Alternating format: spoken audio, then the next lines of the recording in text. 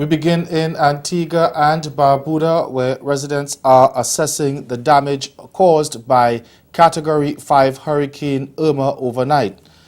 Prime Minister Gaston Brown says the damage in Antigua, which Irma skirted, was minimal and regular operations would resume in short order. The airport is expected to reopen at 2 this afternoon. Now, Barbuda is believed to be hardest hit by the hurricane, having taken a direct hit from the potentially catastrophic system. But it's unclear what the situation there is, as the National Office of Disaster Services said communication was lost around 12:30 this morning while the hurricane was still impacting the island. Now, Brown is traveling today to Barbuda to get a first-hand look at the damage. Okay, so we will try to continue our coverage of this storm or this hurricane that is devastating the Lesser Antilles. Dominica Prime Minister Roosevelt Skerrit is also thanking God for sparing the country from the ravages of Irma. In a 6-minute video he posted on YouTube, he said there were fallen trees and minimal damage to buildings, but the island was spared the worst. He also spoke of his attempts to reach fellow prime ministers in countries that have been hit by this unprecedented storm. Okay, we have Anika Kentish, our correspondent in Antigua, on the line with us. Good day, Anika. Hi, good afternoon, Ricardo. It's a rainy day here in Antigua and Barbuda following the passage of Hurricane Irma. What is happening right now is there's a very big concern about Barbuda and what has actually transpired there. Now, the Prime Minister, the Prime Minister is actually on standby, waiting for a plane. It's actually an RSS military plane that is supposed to be taking him, a delegation, and some supplies over to the sister isle. As you may be aware, we have not been able to get any information out of Barbuda since sometime late last night, and there's a concern about the status of those people there following the passage of the storm. As soon as they get there, they will have a chance to assess the situation and then make a determination as to what additional supplies will be needed.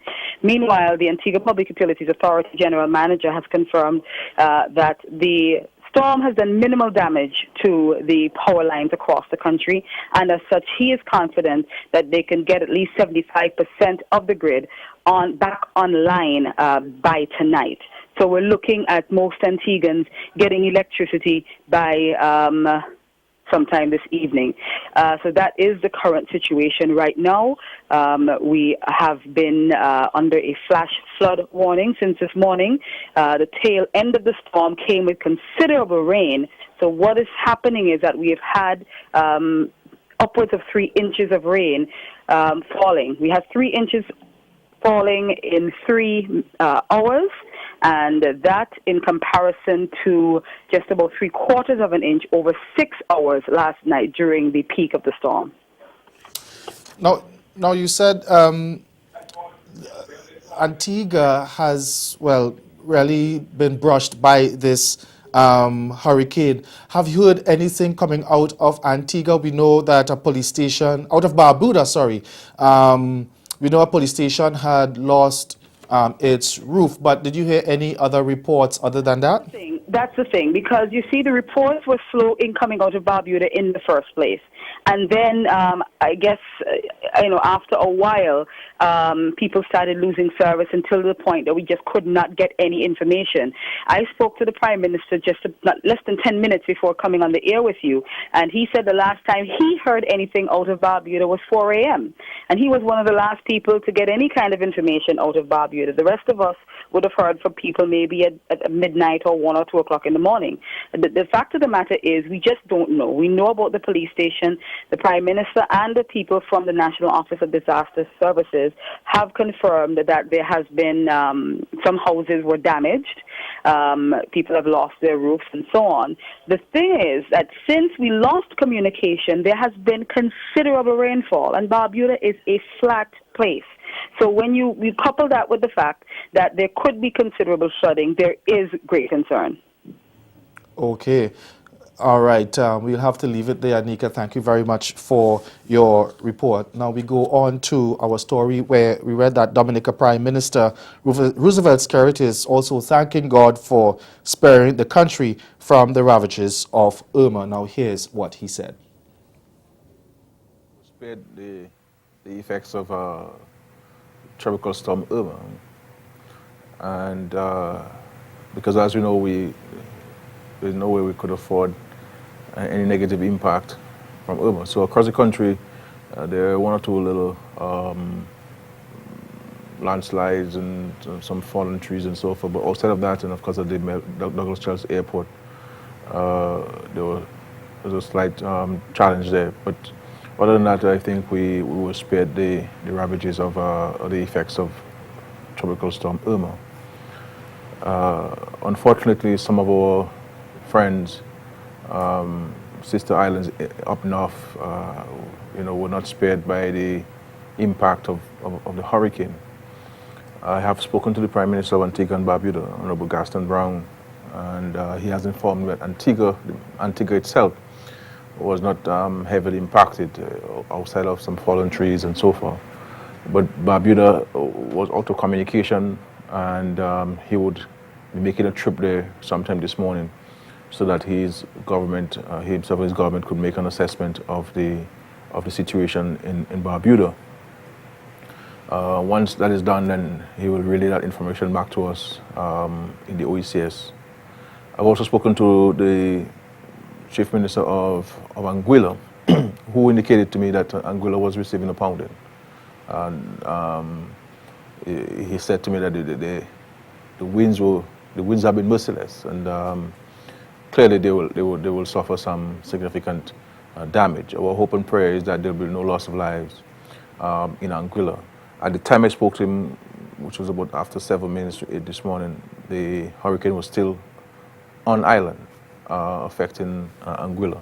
So once the situation subsides, they will be in a position to go out and to make an assessment, and of course to relay back to us on the situation in Anguilla. Montserrat did not receive any impact. A similar situation in St. Kitts and Nevis. In St. Martin, I've made efforts to reach the Prime Minister of St. Martin, but it appears that the telephone system in St. Martin, in some parts, have been compromised. So communication to St. Martin is a bit challenging. And of course, in times like this, one can understand the preoccupation of a leader of a country.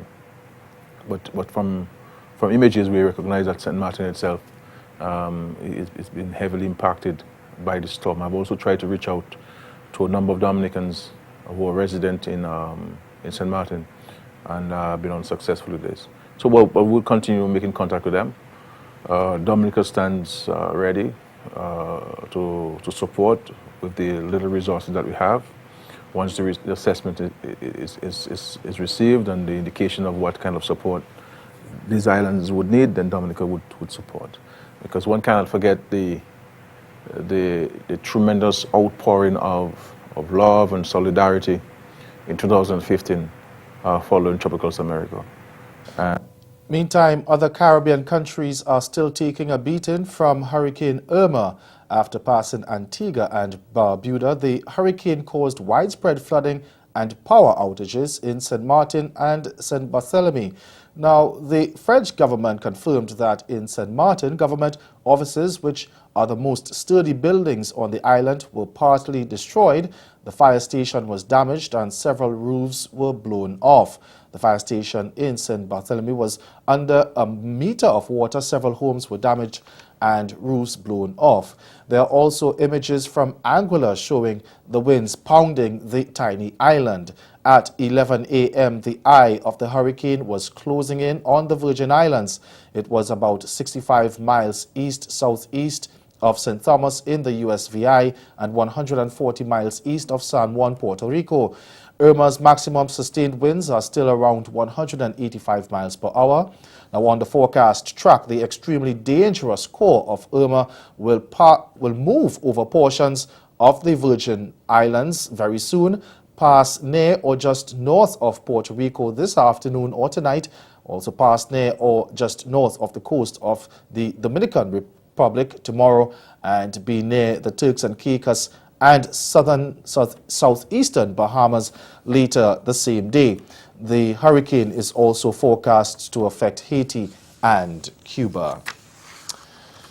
And meantime, Tropical Storm Jose is fast approaching hurricane strength and is still forecast to affect the islands that Hurricane Irma impacted. Forecasters say it will likely become a hurricane later today, 2 days earlier than originally predicted, and could affect the Leeward Islands this weekend. At 11 a.m., Tropical Storm Jose was carrying maximum sustained winds near 70 miles per hour. It was about 1,135 miles east of the Lesser Antilles at the time and moving towards the west-northwest at 70 miles per hour. The NHC says interests in the Leeward Islands should monitor Tropical Storm Jose's progress. Stay with us. Your Midday Sport is next.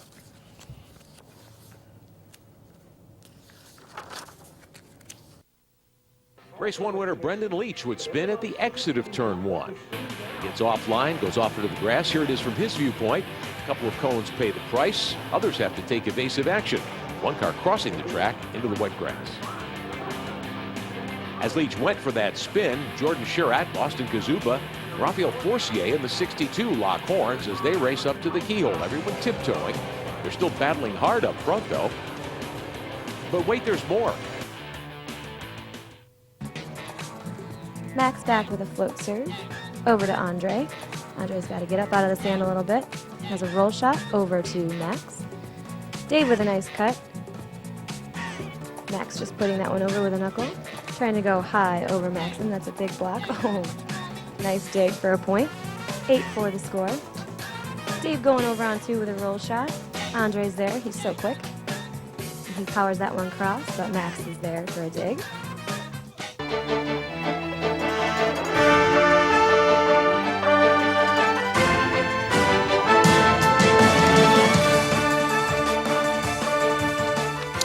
Welcome back to our extended coverage of Caribbean in 10. Now we continue with sports. Head coach Stuart Law wants to see the resurgent West Indies build on their good work from Headingley and pull off something special in the third test starting tomorrow at Lord's. Speaking yesterday, Law was his usual forthright self, indicating the Windies were looking to match England's skill in the decisive match at the home of cricket. Now the Caribbean lost the first test in 3 days by an innings at Edgbaston, but was back to win 5 wickets in the second test.